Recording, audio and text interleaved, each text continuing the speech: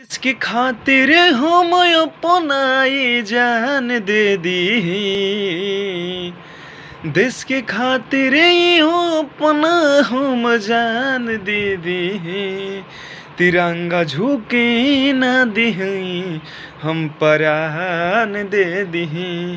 तिरंगा झुके ना दी, हम परान दे दी।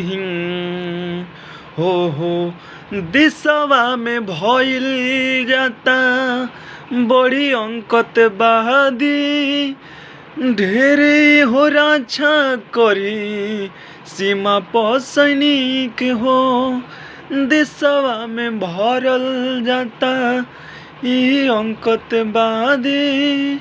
ढेरे हो रक्षा करी सीमा पर सैनिक हो। सीमा पर सैनिक हो। लिखे गीतिया सुमन गागा के सुनाओ तड़े हो। लिखे गीतिया सुमन गागा के सुनाओ तड़े हो। देश के खातिर हम अपना इहो जान दे दी हो। देश के खातिर हम अपना इहो जान